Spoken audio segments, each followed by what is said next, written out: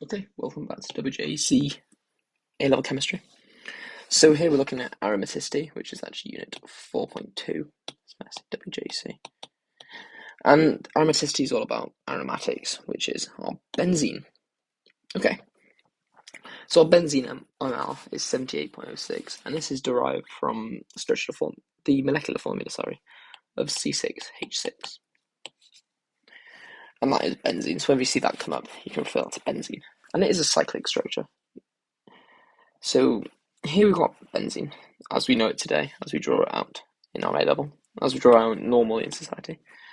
And then this is what it originally was. This is known as the Kekulé structure. So we're going to be looking at both of these and the reasons for why this became this, and the reasons why this wasn't really possible. Then we'll look at the reactions of benzene and reactions benzene can't do, and so on. Okay, so first we're going to look at the bonding in benzene. So in benzene, we're going to do, to start off, I'm going to do a little recap of ethene, just the bonding in ethene. So in ethene, we can see we've got each carbon's bonded to two hydrogens and the other carbon. See, the carbon to hydrogen bond is known as a sigma bond from AS, and a carbon single bond to carbon is also a sigma bond.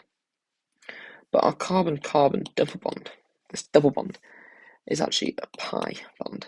Now this is the result of the p overlaps of our carbon. And that is the general for ethene. Now in benzene is similar. In benzene, you've got two carbon-carbon single bonds. You've got one carbon to hydrogen bond, and these are all sigma bonds. But then, with our fourth outer shell electron, this overlaps in a p overlap to form our pi bond. And this forms above and below the plane, and it will form something called a delocalized pi electron. I'm going to do electron like that, system. And this is very stable. Now this is the reason why they will not undergo such things as nucleophilic substitutions, because it will disrupt with this system. It will, however, undergo electrophilic substitutions because an electrophile is electron deficient, so the electrons can be remodeled to reform this system. Okay, so that's the bonding in benzene. Now these p overlaps are above and below the plane, so my best way of drawing this is just drawing that. And by above and below the plane, I mean that. So this is our benzene, this is our overlaps. Okay, right, so now we're going to move on to why this isn't possible. Now I've got three reasons. So first of all, the reactions of benzene. So with ethene, we'd be able to find out if it's got a double bond on a molecule, which this ethene obviously does. We used to do the bromine water test. Now bromine water would go colourless, in presence of a double bond, so go brown to colourless. However, when you react bromine water with benzene, you get no reaction. And this is because it won't undergo this addition reactions, which was talked about before. So that's the first reason. The next reason, is the carbon to carbon and the carbon double bond carbon bond lengths. Usually your single bonds lengths are higher and you're more longer, and your double bonds are shorter. However, in benzene, they're all around the same. Well, they are all equal lengths. And that is the reason. Now, this could be because of the flipping, so I'll demonstrate it up here. So the Kekulé structure, I'm going to draw it red. So these bonds are constantly flipping between each other, and that's what forms this ring structure here. So simultaneously, this here will flip onto this, and that'll cause the Mexican wave kind of reaction, and it'll just keep flipping, and eventually it'll just become this, and that's where we get our ring structure from. Oh, I've just messed up my Kekulé. Okay. There we go. And then a final reason is resonance energy. Okay. So if you were to By this I mean the hydrogenation of cyclohexene. So the hydrogenation of cyclohexene, let me draw cyclohexene. It's like that. That is cyclohexene. And then, of course, with hydrogenation, you're adding H2 to get rid of this double bond, and we get cyclohexane. Now, the energy to do that, given off this exothermic reaction, is minus 120 kilojoules per mole. Okay, so the experiment was then done with benzene, or as they called it, cyclohexa 135 triene, which we draw as this. So this would be plus 3 H2s.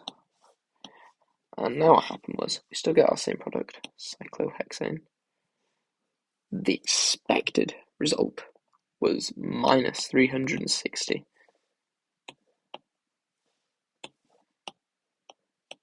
kilojoules per mole. What they actually got was minus 208 kilojoules per mole. And this left a resonance energy of minus 152 kilojoules per mole. And that is a reason for why we use this structure. Benzene. Now this just shows the stability of benzene pretty much, and how the system is stronger and requires more energy in order to break up all these bonds going on and replace with hydrogens to form your hydrogenated version. Okay, so that's bonding in benzene and the reasons why it's our benzene structure and not the Kekulé structure.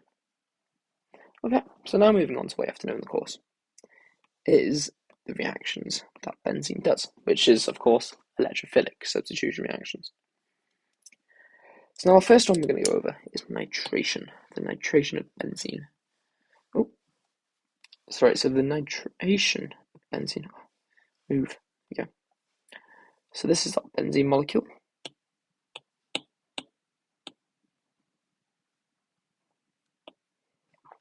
Now with nitration, we have to form our electrophile.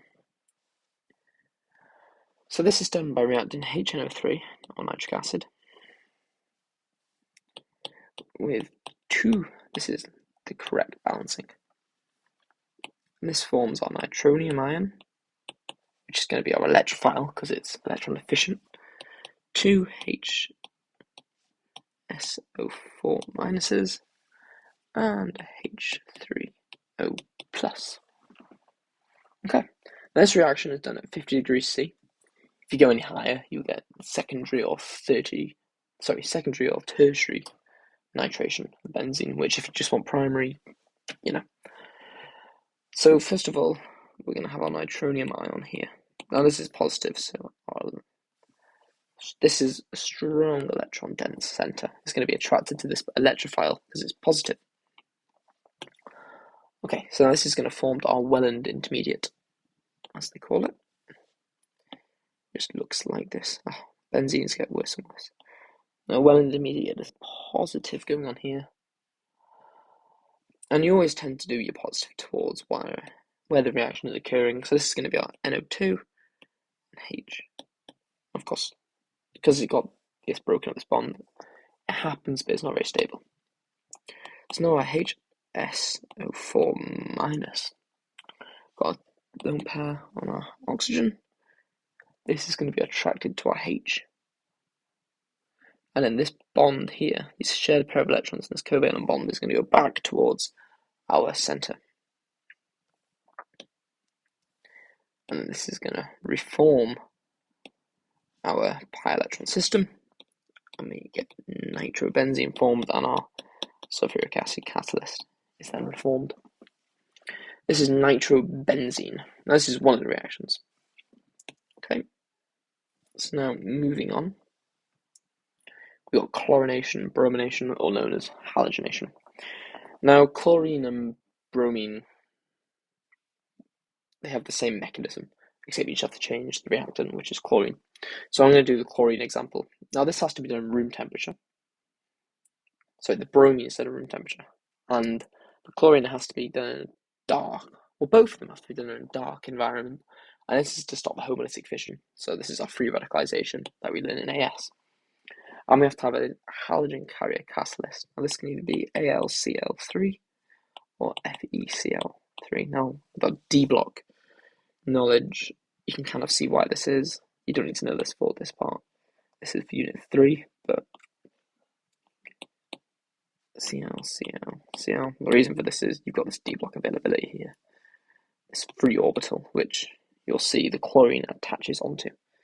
That happens with iron, but iron's a bit more complicated. So I tend to use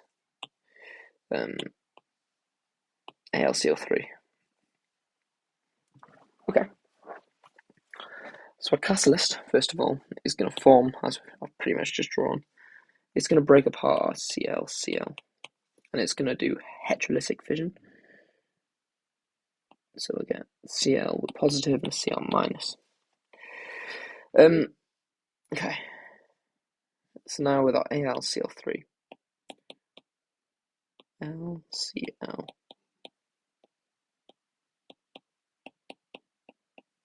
And then this is going to go onto this and form a coordinate bond. We've got AlCl4 minus. Okay. So now this chlorine here, the positive one, we're going to look at. So of course we got our benzene again, or fully drawn again. It's going to be attracted to a positive. And again, it forms the well-end intermediate. They become quite repetitive, these reactions. And then you got our Cl. Of course, let me draw that a bit nicer. Oh, the whole of benzene's gone. Cut it again.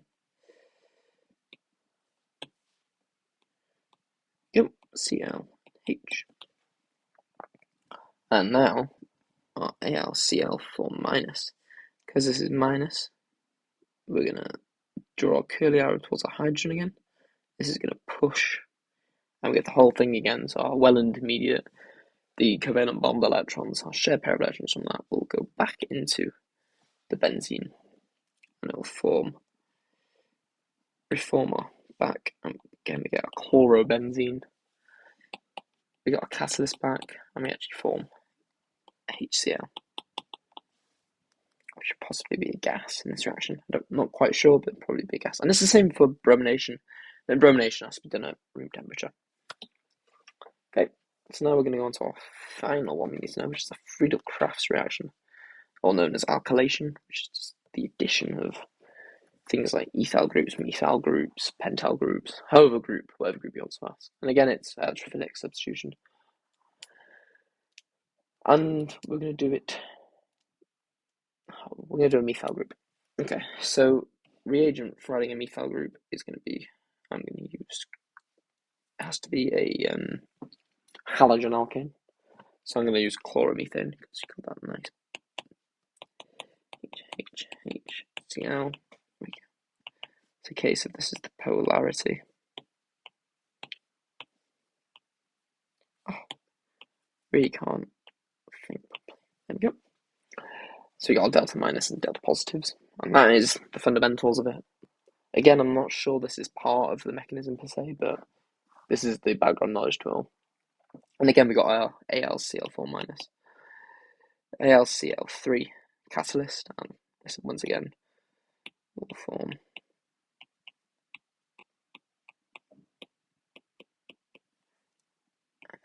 go there, Cl minus again, and that is the fundamental for this catalyst. And once again, we get the same sort of reaction going on. So this is done heterolytic fission, so we get CH3 positive. This is going to be attracted to that, and we get our well intermediate forming again. Oh, that is, I'm going to draw that again because that's terrible. That's not much better. And then CH3. That's our well intermediate, and then, of course, that's, you know the drill. It's going to go towards that.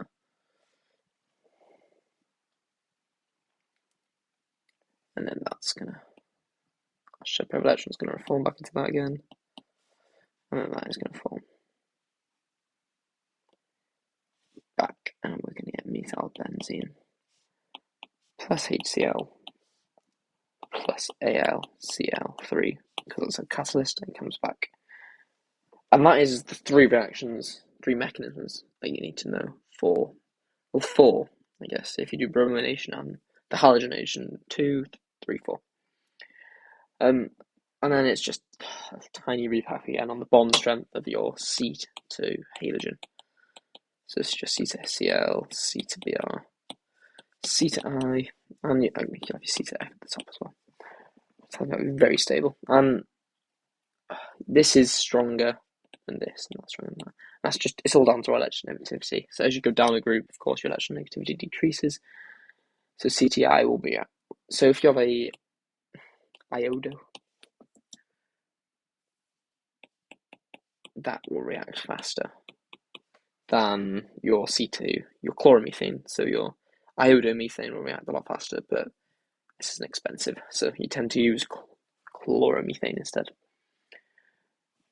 But and then back into our benzene as well. So your C to Cl in chlorobenzene.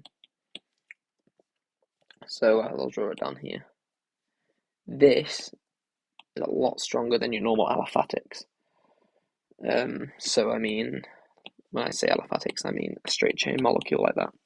That is a lot stronger. And this is down to the p overlap. So in chlorine within the benzene, your p overlap between your p orbitals in chlorine will overlap with p orbitals in benzene. And the best way I can describe this is it'll form kind of a Haribo dummy, like that. And it will delocalize these electrons. So this chlorine will become a part of the delocalization in the benzene. And this will give it its pi electron character. And this will increase the bond strength massively. So it makes chlorobenzene less reactive than chloralkanes. So chlorobenzene will not react with sodium hydroxide so much that your aliphatics would in your normal nucleophilic to produce an alcohol, for example. So if I react this with NaOH, you get the whole nucleophilic business, and you'll eventually get your aliphatic alcohol, like that. But if you react NaOH with this, it becomes very hard, generally some extreme conditions, high pressure, high temperature, and it becomes not feasible economically, really, do it with a chlorobenzene. So that is Unit 4.2 in A-level chemistry, WJC. I'll go on to some questions in a minute.